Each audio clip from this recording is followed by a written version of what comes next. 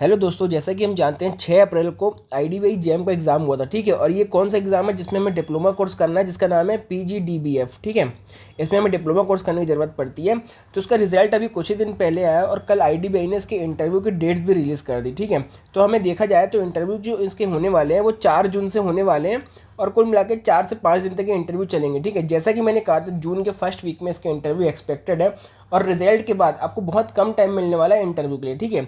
तो कल finally IDBI ने इसकी इंटरव्यू डेट अनाउंस कर दी है और सबसे इंपॉर्टेंट जो इसमें टॉपिक है हमें इंटरव्यू में पढ़ने के लिए वो है खुद आईडीबीआई के बारे में। ठीक है।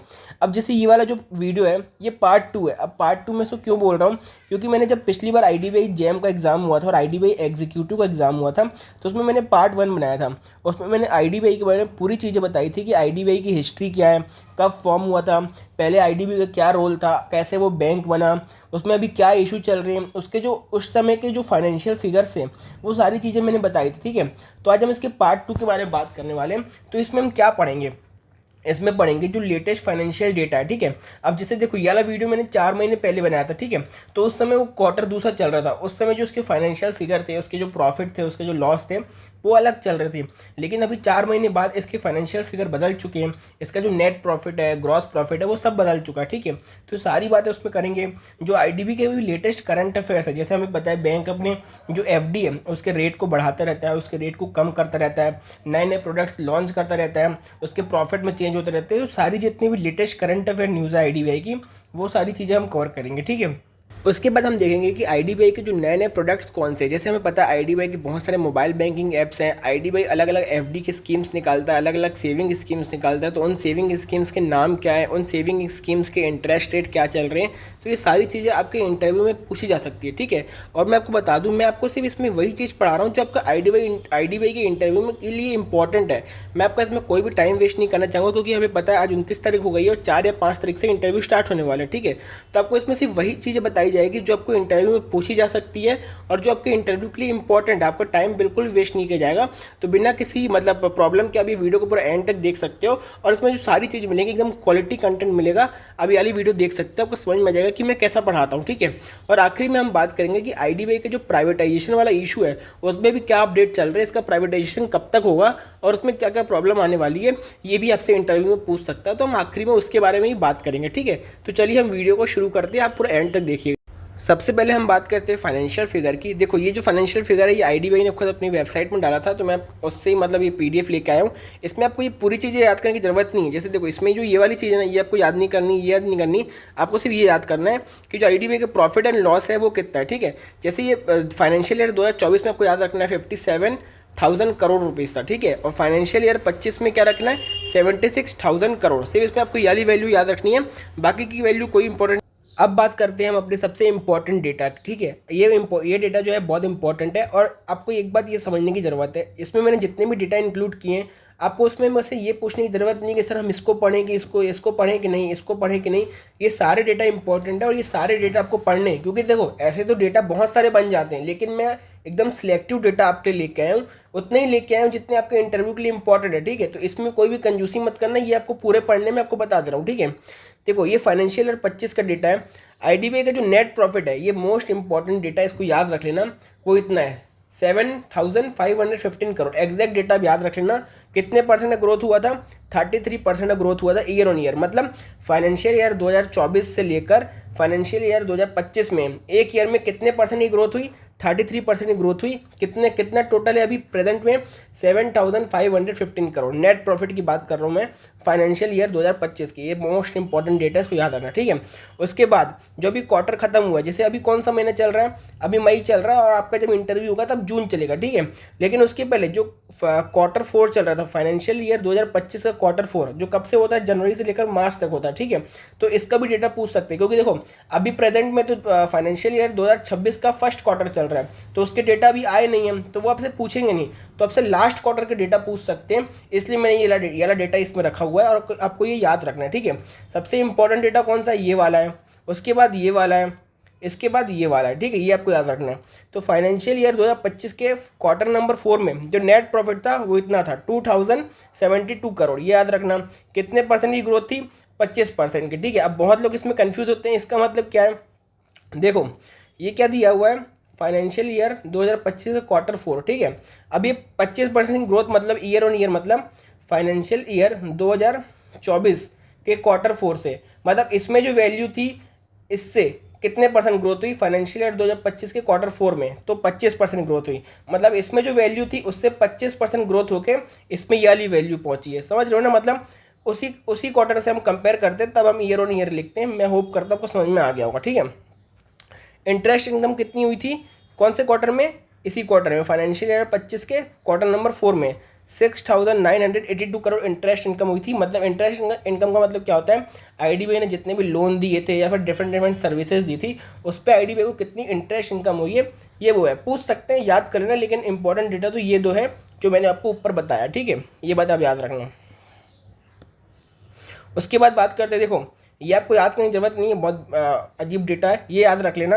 नेट एनपीए कितना था, 0.18%, one of the best NPA IDBI का। क्योंकि हमें पता है, मैंने अपनी पहली वीडियो में बताया था कि आईडीबीआई का एक समय था जब एकदम हाई एनपीए था आईडीबीआई का, और आईडीबीआई बैंक एकदम डूबने वाली थी। तब उस समय गवर्नमेंट ने इसको बचाया था, और उसके बाद से आईडीबीआई ने अपनी परफॉर्मेंस इतनी अच्छी की है कि देखो आज उसका नेट एनपीए कितना पहुंच चुका, ठीक है। और ये याद रखना, ये डेटा कब का है, क्वार्टर 4 का, फाइनेंशियल ईयर 2025 का, जो कि जनवरी से लेकर मार्च तक का, ये याद रखना, ठीक है। ग्रॉस एनपीए भी याद कर लेना, 3.57 लास्ट क्वार्टर का। और ये वाला याद रखना, कैपिटल एजुकेसी रेशियो, इसको याद रख लेना, ये आएगा, इसको मत रखना, ठीक है, ये कोई काम का नहीं, इसको याद रखना, 21.98% है, ठीक है। अब सबसे इंपॉर्टेंट डेटा ये भी है, कासा रेशियो, आईडीबीआई का कासा रेशियो कितना है, ठीक है। अब हमें पता है कासा मतलब क्या होता है, current account and saving account ratio. मतलब हमें पता है कि किसी भी बैंक को अपना बिजनेस बढ़ाना रहता है तो बैंक किस पे फोकस रखता है, ज़्यादा से ज़्यादा करंट अकाउंट में डिपॉजिट आए, ज़्यादा से ज़्यादा सेविंग अकाउंट में डिपॉजिट आए। क्यों, क्योंकि इसमें इंटरेस्ट रेट बैंक को बहुत कम देना पड़ता है, और उसी कम इंटरेस्ट रेट में जो बैंक का पैसा आता है, मतलब कस्टमर जो डिपॉजिट करते हैं उसमें हमें कितना इंटरेस्ट रेट मिलता है आपको पता है, 2.5%, 3%, ऐसा ही कुछ मिलता है। तो कम इंटरेस्ट में आईडीबीआई बैंक को, मतलब किसी भी बैंक के पास बहुत सारा पैसा आ जाता है, और बैंक उसको फिर हायर इंटरेस्ट में आगे बढ़ाते हैं, जिससे बैंक की मोटी कमाई होती है। इसलिए जितने भी बैंक होते हैं वो कासा पे फोकस करते हैं, और ऐसा माना जाता है कि जितना ज़्यादा किसी बैंक का कासा रेशियो अच्छा है वो बैंक उतना ही प्रॉफिट करेगा, ठीक है। तो आईडीबीआई का याद रखना 46.35% था लास्ट क्वार्टर में, और ये बहुत अच्छी बात है, ये बात याद रखना, ठीक है। देखो ये सारी इंपॉर्टेंट जो मैंने फाइनेंशियल फिगर्स थी ये सारी बताई। देखो अब एक बार याद रखना कि फाइनेंशियल फिगर्स तो बहुत सारे बन सकते हैं। हम पूरी बैलेंस शीट उठा लें, उसमें बहुत सारे 50 डेटा होते हैं, 50 कॉन्सेप्ट होते हैं, इतना हमको पढ़ने की ज़रूरत नहीं है, ठीक है। मैंने आपको एकदम लिमिटेड डेटा पढ़ाया है इसमें, आप सिर्फ इतना याद रख लेना, इससे आगे नहीं पूछने वाला। और इससे आगे अगर ये पूछता भी है तो उतना आप याद नहीं कर पाओगे, क्योंकि बहुत सारे डेटा हैं। मैंने सिर्फ उतना ही लाया जितना आप याद कर सकते हो, जितना इंपॉर्टेंट है। क्योंकि देखो आप भी बैंकिंग की तैयारी कर रहे हो, आप खुद समझ रहे हो कि देखो ये टर्म्स कितने इंपॉर्टेंट हैं, और ये ऐसे टर्म्स हैं जो फ्रीक्वेंटली बैंक के द्वारा पूछे जाते हैं या किसी भी इंटरव्यू में पूछे जाते हैं। मैंने खुद इंटरव्यू दिया तो मैंने खुद एक्सपीरियंस किया कि यही सब टर्म्स फ्रीक्वेंटली वहाँ पर पूछे जाते हैं। तो मुझे उम्मीद है कि इन्हीं सब से फाइनेंशियल डेटा पूछेंगे, और से वो उनको खुद याद नहीं रहेगा कि भाई इनका फाइनेंशियल डेटा क्या है, वो खुद इतना याद नहीं करेंगे, उनको खुद नहीं पता, ठीक है। तो अब सिर्फ इतना ही याद रखना जितना मैं बता रहा हूँ, क्योंकि ये बहुत इंपॉर्टेंट टर्म्स हैं। तो हमें उम्मीद करनी चाहिए कि जो इंपॉर्टेंट टर्म्स है उसी से फाइनेंशियल डेटा उन लोग पूछेंगे, ठीक है। तो आपको ज़्यादा कोई परेशान होने की ज़रूरत नहीं है कि इतना कम डेटा है, आप सिर्फ इसी को याद करो और आपका काम हो जाएगा, मेरे को इतनी उम्मीद है, ठीक है। देखो बहुत सारे बच्चे बोल रहे थे कि इस जो लेक्चर है इसकी पूरी पीडीएफ हमको दे देना, तो मैं आपको बता दूं कि इनकी पीडीएफ सब उन्हीं को मिलने वाली जिन्होंने मेरा पेड मेंटरशिप बैच ज्वाइन किया है, ठीक है।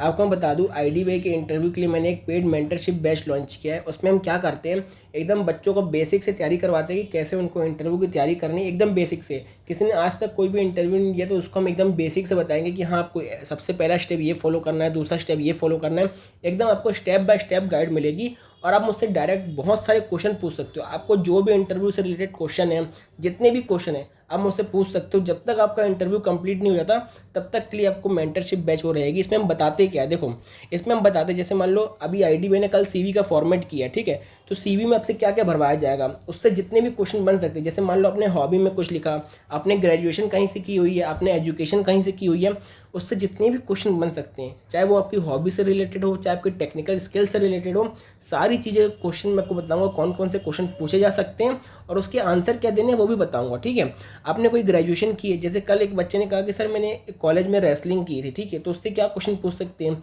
एक बच्चे ने कहा सर मैंने फार्मेसी पढ़ी हुई है। एक बच्चे ने कहा कि सर अभी प्रेजेंट में मैं वर्क करता हूँ, कौन सी जॉब में, आईडीबीआई में ही वर्क करता हूँ, एग्जीक्यूटिव की जॉब में वर्क करता हूँ, तो उससे क्या क्वेश्चन पूछ सकते हैं। मैंने उनको सारी पीडीएफ बना के दे दी, 10 से 15 पेज की पीडीएफ, उसमें कौन कौन से क्वेश्चन पूछे जा सकते हैं और उसकी बेस्ट आंसर क्या देने, मैंने सारी चीज़ें बता दी। ठीक है, आपको जो बैंकिंग के इंपॉर्टेंट टर्म्स है, करंट अफेयर का जो इंपॉर्टेंट टॉपिक है, जैसे देखो अभी अभी एक इंपॉर्टेंट टॉपिक चल रहा है, मैंने वीडियो भी बनाई थी कि इंडिया 4th लार्जेस्ट जीडीपी बन गया, तो उससे क्या क्वेश्चन पूछ सकते हैं। इंडिया पाकिस्तान के वॉर पे थोड़ा सा हमको क्या नॉलेज होना चाहिए, कितना नॉलेज होना चाहिए। जैसे देखो इंडिया पाकिस्तान का वॉर चल रहा है, अब उसमें तो पढ़ने के लिए बहुत मटेरियल है, लेकिन आपको इंटरव्यू के पॉइंट ऑफ व्यू से कितना पढ़ने की ज़रूरत है वो चीज़ें मैं बताऊंगा।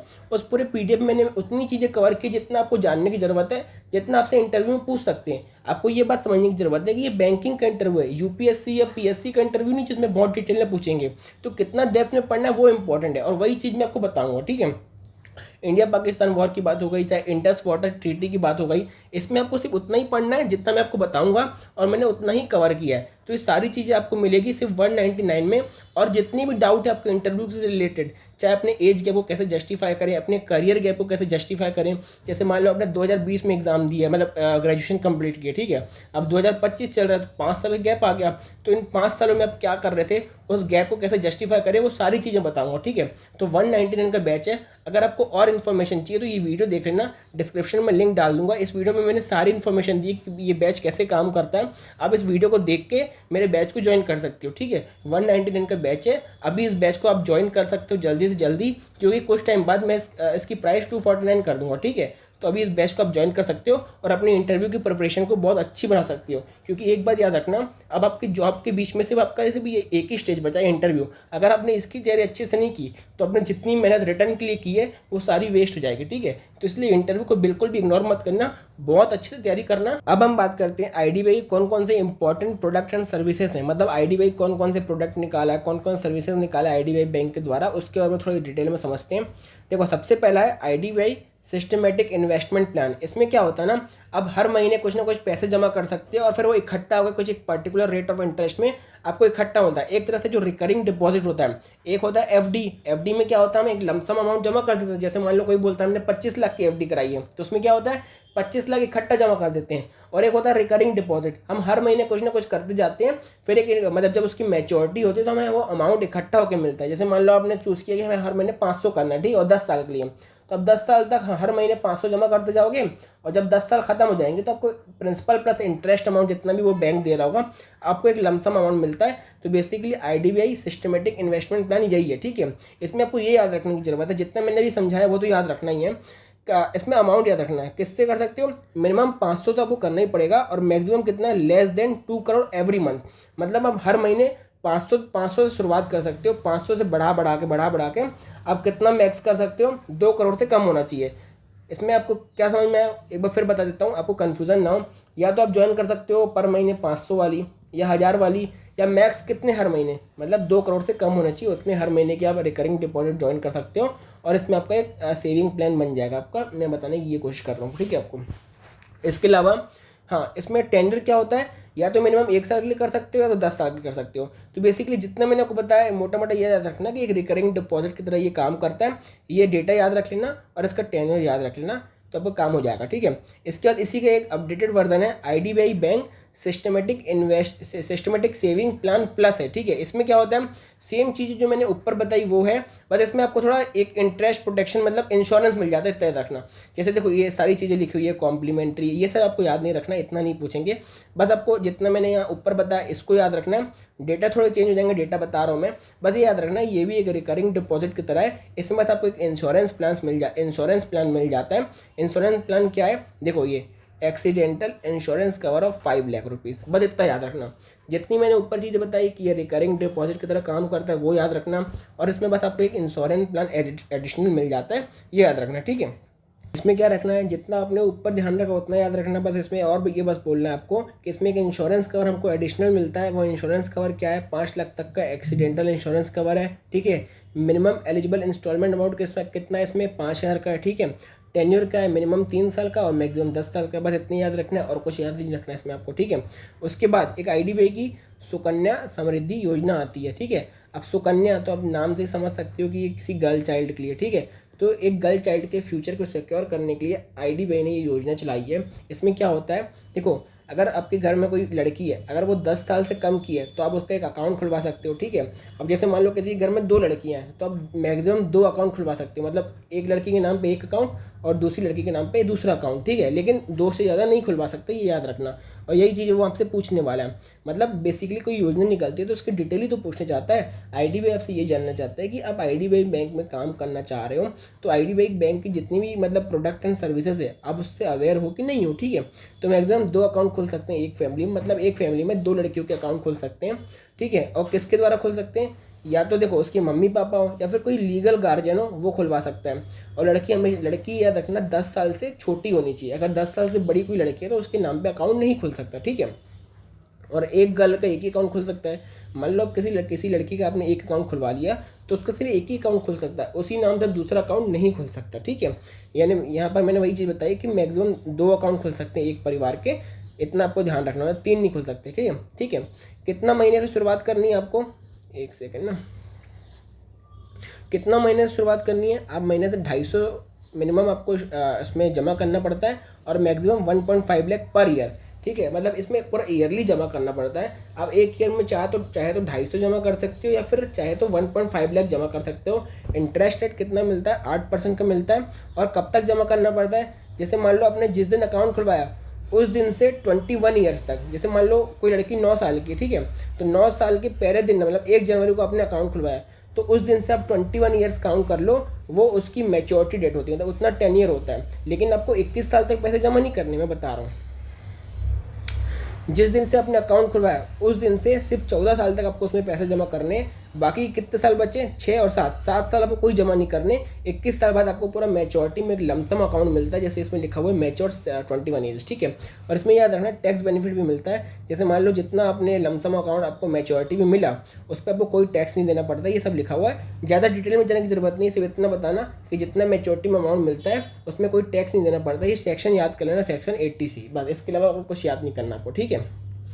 उसके बाद बात करते हैं IDBI बैंक के जो मोबाइल ऐप है वो कौन कौन से। यहाँ पर थोड़ा ये गलत हो गया, यहाँ पर लिखा हुआ IDBI, एक सेकंड मैं इसको थोड़ा सुधार लेता हूँ ना, हाँ ये हो गया IDBI बैंक मोबाइल ऐप, ठीक है। ये आपसे पूछ सकते हैं कि IDBI बैंक के मोबाइल ऐप कौन कौन से। देखो एक गो मोबाइल प्लस नाम का ऐप है, ठीक है। इसमें क्या होता है, जो भी IDBI की जो मोबाइल बैंकिंग की सर्विस होती है वो सारी होती है। आपने भी मोबाइल बैंकिंग के बहुत सारे ऐप डाउनलोड किए होंगे जिसमें नेफ्ट होता है, IMPS होता है, UPI से ट्रांजेक्शन कर सकते हो, उसमें आप अपनी बैंक की स्टेटमेंट निकाल सकते हो, अकाउंट बैलेंस चेक कर सकते हो, पैसे ट्रांसफ़र कर सकते हो, वो सारी चीज़ें इसमें होती है। तो आप बस ये ऐप का नाम याद रखना है और आप डेली आप कोई ना कोई ऐप यूज़ करते होगा तो वही सारी फीचर्स इसमें बता देना कि हाँ ये सारी फीचर्स इसमें हमारे अवेलेबल है और इससे हम ये कर सकते हैं, ठीक है। उसके बाद IDBI बैंक की बहुत सारी जो लेटेस्ट न्यूज़ है उसमें क्या चल रहा है हम उसको समझने की कोशिश करते हैं और ये बहुत इंपॉर्टेंट है, ठीक है।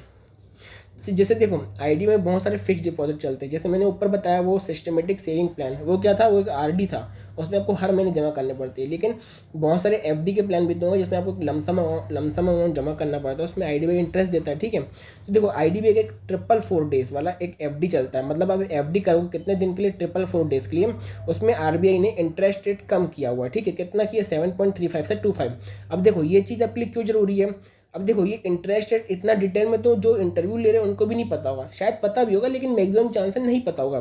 पर इंटरव्यू वाले आपसे ये पूछेंगे, क्यों पूछेंगे, वो आपसे ये जानना चाहते हैं कि अगर आप IDBI बैंक में नौकरी करना चाहते हो तो IDBI बैंक में जितने भी जो लेटेस्ट डेवलपमेंट चल रहे हैं, जो करंट अफेयर की न्यूज़ चल रही है उससे आप अवेयर हो कि नहीं हो, आपसे वो बस ये देखना चाहेंगे, ठीक है। तो आपको ये चीज़ याद रखनी है, एकदम डिटेल में नहीं, एकदम एग्जैक्ट डेटा नहीं भी पता हो तो चलेगा, बस इतना याद रखना कि हाँ IDBI का एक 444 डेज का FD प्लान चलता है, उसमें IDBI ने अभी इंटरेस्ट रेट कट किया हुआ है और हो सके तो डेटा याद रख लेना, ठीक है। और एक 555 डेज का भी FD वाला प्लान चलता है, उस पर भी इंटरेस्ट रेट कम किया, 7.40 से 30 कर दिया, ठीक है। उसके बाद आईडीबीआई की एक एफडी चलती थी, किस नाम से, उत्सव एफडी, उसको आईडीबीआई ने बंद कर दिया है, ठीक है। वो कितने दिन की चलती थी, 300 दिन वाली चलती थी और 375 वाली डेज की चलती थी, उसको डिसकंटिन्यू कर दिया। तो ये पूछ सकती है कि हाँ, आपसे इंटरव्यू में ये पूछा जा सकता है कि आईडीबीआई ने भी कोई एफडी डिसकंटिन्यू की है क्या, उस एफडी का नाम क्या है, तो आप बता देना हाँ सर एफडी का नाम है उत्सव एफडी, वो 300 दिन की होती है और एक 375 डेज की होती है, उसको आईडीबीआई ने भी डिसकंटिन्यू कर दिया, आप ऐसा बता सकते हो, ठीक है। उसके बाद आईडीबीआई की एक और एफडी होती है, IDBI Chiranjeevi super citizen FD, मतलब जो सुपर सीनियर सिटीजन है उनके लिए भी आईडीबीआई ने एक एफडी प्लान बनाया है, उसका नाम क्या है, Chiranjeevi super senior citizen FD. ये नाम याद रखना, क्योंकि आपसे अगर बैंक पूछेगा, इंटरव्यू में पूछेंगे कि बताओ आईडीबीआई के प्रोडक्ट कौन कौन से हैं, तो आप नाम बता देना, उत्सव एफडी, एफडी ऑफ 444 डेज वाली एफडी, 555 डेज वाली एफडी, और एक सीनियर सिटीजन के लिए एफडी जिसका नाम है चिरंजीवी सुपर सिटीजन एफडी, ठीक है। तो ऐसा कुछ बताओगे तो थोड़ा उनको थोड़ा एक अच्छा एक्सप्रेशन जाएगा कि हाँ ये बच्चे को आईडीबीआई के बारे में पता है, इसने आईडीबीआई बैंक के बारे में अच्छी तरह से पढ़ाई करके आई है, ठीक है। तो आपका एक्सप्रेशन अच्छा जाएगा और आपका इंटरव्यू अच्छा जाएगा, ठीक है। ये आपको बताने की कोशिश कर रहा हूँ मैं। इसके बाद जो इसके इंटरेस्ट रेट है वो आपको याद करने की ज़रूरत नहीं है, इतना डिटेल में नहीं पूछेंगे। एक और सेविंग फिक्स डिपॉजिट है, वो है सुविधा टैक्स सेविंग फिक्स डिपॉजिट, आप इसका भी नाम ले सकते हो। इसका इंटरेस्ट रेट भी मतलब थोड़ा कुछ चेंज किया हो गया, लेकिन आपको याद करने की ज़रूरत नहीं है, आप सिर्फ प्रोडक्ट के नाम याद रखना, कौन सी सेविंग फिक्स डिपॉजिट है ये, सुविधा टैक्स सेविंग फिक्स डिपॉजिट, ठीक है। ये आप तब बता सकते हो जब पूछेंगे कि आईडीबीआई के प्रोडक्ट एंड सर्विसेज क्या है, तब आपको थोड़ा इसमें बताने में थोड़ी आसानी होगी, ठीक है। तो दोस्तों अब हम बात करते हैं आईडीबीआई का जो प्राइवेटाइजेशन का इशू है उस पर हम थोड़ा बात करते हैं, ये आपसे इंटरव्यू में ज़रूर पूछ सकता है, ठीक है। तो देखिए 2000 यूनियन बजट 2021-22 में गवर्नमेंट ने पहली बार अनाउंस किया कि गवर्नमेंट के जितने भी शेयर्स हैं गवर्नमेंट ऑफ इंडिया के मिला के और एलआईसी के मिला के, हमें पता है कि आईडीबीआई में गवर्नमेंट ऑफ इंडिया के डायरेक्ट शेयर भी हैं और एलआईसी के थ्रू इनडायरेक्ट शेयर भी हैं, ठीक है, जो टोटल मिला के 60.72% के आसपास होते हैं, ठीक है। तो 2022 में पहली बार मतलब यूनियन बजट इसमें पहली बार मेंशन किया, फिर 2022 में गवर्नमेंट ने एक नोटिस जारी किया, ठीक है।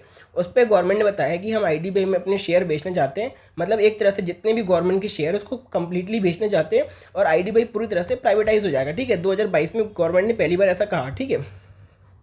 उसके बाद बहुत लोग पूछते हैं कि इसका रीज़न क्या था। देखो जब 2021-22 में इसको बजट में पहली बार अनाउंस किया गया था तो उस समय जो आईडीबीआई की हालत थी वो बहुत बेकार थी। आईडीबीआई में जो एनपीए था वो बहुत बढ़ता जा रहा था, उसकी जो फाइनेंशियल कंडीशन थी वो बहुत बेकार थी। बेसिकली ये सारी चीज़ें मैंने यहाँ पर लिखी हुई है, मोटा मोटा मैं आपको समझा देता हूँ। फाइनेंशियल कंडीशन बेकार थी और एनपीए बहुत बढ़ता जा रहा था, इसलिए 2019 में गवर्नमेंट ऑफ इंडिया ने इसमें बहुत सारा पैसा भी इन्वेस्ट किया था ताकि बैंक की हालत है वो थोड़ी सुधर सके, ठीक है।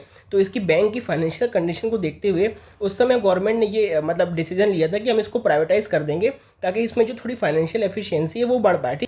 इसलिए आरबीआई ने उस समय इसको आईडीबीआई बैंक को आरबीआई का जो प्रॉम्प्ट करेक्टिव एक्शन फ्रेमवर्क होता है उसके अंडर भी डाला था ताकि उसकी थोड़ी कंडीशन सुधर पाए, ठीक है। तो उस समय गवर्नमेंट का डिसीजन लेने के बाद बहुत सारी प्रोसेस आगे बढ़ती रही, कुछ लीगल प्रॉब्लम थे उन सबको सुलझाया, वो सब आपको याद रखने की जरूरत नहीं है। बेसिकली 2024 के आज तक सिर्फ 4 लोग ऐसे थे जो तैयार हुए थे कि आईडीबीआई को हम खरीदना चाहते हैं, जो कि ये रिफ्लेक्ट करता था कि मतलब जो मार्केट है उसमें भी लो इंटरेस्ट है आईडीबीआई को लेके, क्योंकि उस समय उसकी फाइनेंशियल कंडीशन अच्छी नहीं थी। लेकिन 2024 आते आते तक जो आईडीबीआई है उसने अपनी फाइनेंशियल कंडीशन को बहुत अच्छी कर दी है, जैसे कि मैंने अपनी पिछली वीडियो में बताया था और अभी इस वाली वीडियो में बताया कि इस साल जो इसका प्रॉफिट है वो 76,000 करोड़ रहा है और जो नेट प्रॉफिट की बात करें तो वो 7,500 करोड़ के आसपास रहा है, ठीक है। और जो लास्ट ईयर फाइनेंशियल ईयर जो आईडीबीआई ने क्लोज किया था उसमें भी जो उनका प्रॉफिट था वो 55,000 करोड़ के आसपास का, ठीक है। तो आईडीबीआई ने अपनी जो फाइनेंशियल कंडीशन है वो बहुत अच्छी कर दी है। तो इसको देखते हुए जो अभी प्रेजेंट की कंडीशन ये है कि बहुत सारे जो बिडर हैं, अच्छे खासे बिडर इसको लेने के लिए तैयार हो गए और गवर्नमेंट अभी इसको एकदम फाइनल स्टेज में ये पहुंच चुका है और गवर्नमेंट अपना मन बना लिया है कि इसको हमें बेचना ही है और ये अपने फाइनल स्टेजेस में है। और गवर्नमेंट ने ये भी कहा है कि 2025 के एंड तक हम इसको पूरी तरह से प्राइवेटाइज कर देंगे। ये गवर्नमेंट का भी लेटेस्ट है, ठीक है, लेटेस्ट में कंडीशन ये है। और गवर्नमेंट ने ऐसा क्यों कहा है, जैसे कि मैंने बताया फाइनेंशियल कंडीशन बहुत अच्छी हो गई है तो बहुत सारे जो बिडर हैं वो इसको खरीदने के लिए तैयार हो गए हैं, ठीक है। अब बात करते हैं, ये तो आपसे नहीं पूछेगा कि क्या क्या टाइमलाइन रही, क्या प्रोसेस हो, ये सब नहीं पूछेगा। आपसे ये पूछेगा कि अभी प्रोसेस कहाँ तक पहुंची और कब तक इसका प्राइवेटाइज होने का कंप्लीट मतलब गवर्नमेंट ने डेडलाइन रखी, ठीक है। तो आपको मैंने ये बता दिया और शुरुआत में बता दिया कब इसकी पहली बार नोटिफिकेशन जारी हुई थी, ये सब आपसे थोड़ा पूछ सकता है। टोटल शेयर याद रख लेना कितने गवर्नमेंट बेचना चाहती है, ये सब, ठीक है। मेन आपसे ये चीज़ पूछ सकता है, आपका ओपिनियन मांग सकता है कि गवर्नमेंट क्यों प्राइवेटाइज करना चाह रही है और इससे गवर्नमेंट को क्या फ़ायदा होगा। देखो आपको मैं एक चीज़ बता देता हूँ, आपसे अगर इंटरव्यू में इससे ओपिनियन पूछेगा तो आप गवर्नमेंट के डिसीजन को क्रिटिसाइज़ नहीं कर सकते। वहाँ आपको ये मान के चलना है कि गवर्नमेंट जो भी कर रही है वो सोच समझ के कर रही है और वो बेनिफिट के लिए ही कर रही है। तो वहाँ अगर आपसे इंटरव्यू में आपसे ओपिनियन पूछेगा तो वहाँ आपको अच्छी अच्छी बातें करनी है। ऐसा नहीं कि नहीं सर इसके नेगेटिव इम्पैक्ट बहुत होंगे, ऐसा नहीं गवर्नमेंट गलत कर रही है, ऐसा मत बताना, क्योंकि इससे आपका एक नेगेटिव इंप्रेशन जाएगा। कोई भी इंटरव्यू उसमें हम गवर्नमेंट के डिसीजन की हमेशा तारीफ ही करते हैं, क्योंकि हम ये मान के चलते हैं कि गवर्नमेंट कोई भी डिसीजन ले रही है तो वो सोच समझ के डिसीजन ले रही है। ठीक है, तो देखो जब उस समय जब ये नोटिफिकेशन आया था तो गवर्नमेंट क्या चाहती थी, मैंने जैसे बताया उस समय IDBI की जो फाइनेंशियल कंडीशन है, NP है, वो बहुत ज़्यादा था, फाइनेंशियल कंडीशन अच्छी नहीं थी। तो गवर्नमेंट ये सोच रही थी कि हम इसमें प्राइवेटाइज कर देते हैं और जैसे ये प्राइवेटाइजेशन होगा तो उसमें अच्छे अच्छे कुछ चेंजेस आएंगे जिससे वो प्रॉफिटेबिलिटी की तरफ बढ़ सकता है बैंक। अब मैं आपको बताऊंगा कि कैसे प्राइवेट होने से प्रॉफिट बैंक में हो सकता है। देखो कोई भी ऑर्गेनाइजेशन है अगर उसमें गवर्नमेंट काम करती है तो हमें पता है कि गवर्नमेंट बैंक की हालत क्या है, चाहे गवर्नमेंट ऑफिस की हो चाहे गवर्नमेंट बैंक की हो। SBI को छोड़ दें, लेकिन SBI में भी आप कभी कभी जाओगे तो उसमें बहुत लंबी लंबी लाइन में आपको खड़ा रहना पड़ता है, उसमें बहुत ज़्यादा आपको वेट करवाया जाता है। आप कोई भी काम लेके जाओगे आपका काम तुरंत नहीं होगा, बहुत ज़्यादा वेट करवाया जाता है, क्योंकि वहाँ पर गवर्नमेंट कल्चर चलता है। आप किसी भी गवर्नमेंट ऑफिस में जाओगे वहाँ पर आपका काम एकदम स्मूथली नहीं होता, आपको बहुत वेट करवाया जाता है, आपको रोज़ रोज़ चक्कर लगवाए जाते हैं, बहुत फाइलें जमा करनी पड़ती है, कागज़ में साइन करना पड़ता है, बहुत प्रोसीजर रहते हैं, समझ रहे हो ना। तो गवर्नमेंट में क्या होता है, गवर्नमेंट ऑफिस का कल्चर ही ऐसा होता है और वो वहाँ पर जो काम है वो बहुत जल्दी नहीं होता। वहीं आप कंपेयर करो किसी प्राइवेट बैंक से, HDFC बैंक से कंपेयर करो, वहाँ पर आप जाओगे तो आपका काम तुरंत तुरंत होगा। वहाँ पर आपको लंबी लाइन में नहीं खड़ा रहना पड़ेगा, लंबे चक्कर नहीं कटवाएंगे आपसे, ठीक है, क्योंकि वहाँ पर वो प्राइवेट बैंक है, उनको किसी भी तरह से प्रॉफिट करना है। और गवर्नमेंट बैंक में क्या रहता है, गवर्नमेंट एम्प्लॉय की ये मतलब मेंटेलिटी रहती है कि हमारा क्या जाएगा, गवर्नमेंट का बैंक है, गवर्नमेंट कमाए या ना कमाए हमें तो सैलरी मिलनी है। तो थोड़ी ये वाली मेंटेलिटी आ जाती है। तो गवर्नमेंट ने यही सोचा कि अगर हम इसको प्राइवेटाइज कर दें तो उसमें जो बोर्ड ऑफ मेंबर्स में प्राइवेट लोग बैठे रहेंगे, तो वो ये सोचेंगे कि हम कैसे कैसे करके बैंक की प्रॉफिटेबिलिटी को बढ़ा सकें और लॉसेस को कम कर सकें। ठीक है, अभी गवर्नमेंट में क्या रहता है, गवर्नमेंट में ये मेंटेलिटी रहती है कि बैंक कमाए या ना कमाए हमें तो पेमेंट मिलनी है, तो हम ज़्यादा ध्यान क्यों दें, थोड़ी ये मेंटेलिटी आ जाती है। लेकिन प्राइवेट वाले ऐसा नहीं करेंगे। यही सोच के उस समय गवर्नमेंट ने सोचा कि हम इसको प्राइवेटाइज कर देते हैं। जैसा कि मैंने यहाँ पर लिखा हुआ है कि प्राइवेट सेक्टर एंटरप्राइजेज में अच्छी एक प्रोफेशनलिज्म आ सके, एफिशिएंट मैनेजमेंट आ सके, इनोवेशन आ सके, जिससे कि बैंक का प्रॉफिट बढ़ सके। सारी चीज़ें मैंने यहाँ पर लिख दिया, पढ़ लेना। और देखो अगर वहाँ पर बैंक की प्रॉफिटेबिलिटी बढ़ेगी तो उसमें प्राइवेट इन्वेस्टमेंट भी आएगा, इन्वेस्टमेंट आएगा तो उसकी ब्रांचेस बढ़ेगी, उसमें नई नई जॉब पैदा होंगी और नए गवर्नमेंट को ज़्यादा टैक्स भी मिलेंगे। ठीक है, तो इसलिए गवर्नमेंट इसको प्राइवेटाइज करना चाहती है। और जो गवर्नमेंट का बर्डन है, जैसे मान लो कभी भी कोई बैंक में लॉस होता है तो गवर्नमेंट को जितना जो जनता का टैक्स का पैसा है वो बैंक में इन्वेस्ट करना पड़ता है ताकि वो बैंक सुधर जाए। वो पैसा गवर्नमेंट अच्छे रोड्स बना सकती थी, उसको एजुकेशन में इन्वेस्ट करती थी, लेकिन वो बैंक की गलतियों की वजह से उनके फाइनेंशियल लॉस को कवर करने के लिए गवर्नमेंट को वहाँ खर्च करना पड़ता है। तो अगर प्राइवेटाइज हो जाएगा तो गवर्नमेंट का बर्डन कम हो जाएगा, तो ये एक अच्छा पॉइंट है। ठीक है, और इंक्रीज कॉम्पिटिशन, अगर बैंक प्राइवेटाइज हो जाएगा तो वो नए नए प्रोडक्ट सर्विसेज लॉन्च करेगा। जैसे HDFC अपने बहुत अच्छे प्रोडक्ट को लॉन्च करता है जिससे वहाँ का जो कस्टमर बेस है वो बहुत ज़्यादा है। और हमें पता है कि हमारे जो इंडिया का सबसे बड़े बैंक है उसमें HDFC और ICICI का नाम आता है। ठीक है, तो अगर IDBI भी उसमें अगर प्राइवेटाइज हो जाएगा तो वो भी एक अच्छा कंपटीशन पैदा कर पाएगा मार्केट में, जिससे ओवरऑल जो बैंकिंग सर्विसेज हमारे इंडिया में वो इम्प्रूव हो पाएगी। ठीक है, और दूसरा गवर्नमेंट का टारगेट है कि हमारे जो जितने जितने जो डिफरेंट कंपनीज में शेयर है उसको हमें डिसइन्वेस्ट करना है, क्योंकि हमें 50,000 करोड़ रुपए की ज़रूरत है गवर्नमेंट को। गवर्नमेंट का ऐसा कहना है कि हमें 50,000 करोड़ रेस करना है डिफरेंट जो हमारी कंपनी है उसमें अपने एसेट्स को बेच के। क्यों 50,000 करोड़ की ज़रूरत है, क्योंकि गवर्नमेंट डिफरेंट जगहों में खर्च करना चाहती है, जैसे एजुकेशन हो गया, सोशल सर्विस हो गई और इंफ्रास्ट्रक्चर हो गया, रोड्स हो गई, बिल्डिंग्स हो गई, इसमें खर्च करना चाहती है। तो गवर्नमेंट को लगता है कि हमारे जो शेयर्स हैं डिफरेंट कंपनीज में उसको हमें बेचना चाहिए और जो नेसेसरी जगह है उस पर खर्च करना चाहिए। इसलिए आप ये वाला पॉइंट भी बोल सकते हो। ठीक है, उसके बाद इसमें IDBI प्राइवेटाइज हो जाएगा तो उसके क्या अफेक्ट पड़ सकते हैं, जैसे मैंने बताया ऑपरेशनल चेंजेस आएंगे। जैसे अभी जो वहाँ पर प्रैक्टिसेस चल रही है, वर्क कल्चर चल रहा है, वो ज़्यादा एफिशिएंट हो जाएगा, ज़्यादा इनोवेशन आएगा, उसमें इन्वेस्टमेंट बढ़ सकती है, उसमें प्रॉफिटेबिलिटी बढ़ सकती है, सारी चीज़ें लिखी हुई है। बस एक चीज़ नेगेटिव इसमें है कि जो लोग वहाँ पर जॉब कर रहे हैं उनको थोड़ा खतरा हो सकता है, क्योंकि देखो पता है हमें गवर्नमेंट जॉब रहती है तो उसमें गवर्नमेंट सिक्योरिटी बहुत रहती है, वो हमें कभी जॉब से निकाल नहीं सकते हैं।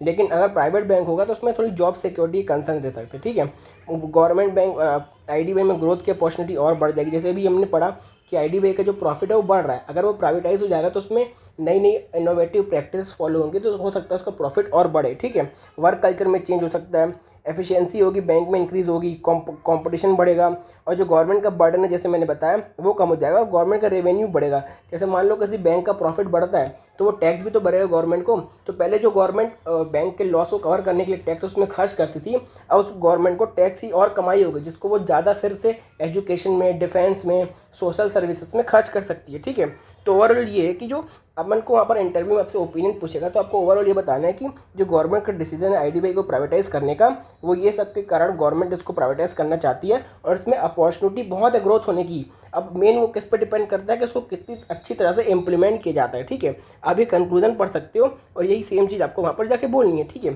तो मैं होप करता हूँ मैंने आपको आईडीबीआई के बारे में सारी चीज़ें बता दी। इसके बाद भी कोई डाउट हो तो मुझे कमेंट सेक्शन में पूछ सकते हो। इसकी पीडीएफ जिन्होंने मेरा बैच ज्वाइन किया उसको मिल जाएगी, और आप भी मेरा बैच ज्वाइन करना चाहते हो तो आपको डिस्क्रिप्शन में सारी डिटेल मिल जाएगी, वहाँ से जाके आप मेरा बैच ज्वाइन कर सकते हो और अपनी इंटरव्यू की तैयारी को बहुत अच्छी कर सकते हो। ठीक है, तब तक के लिए गुड बाय।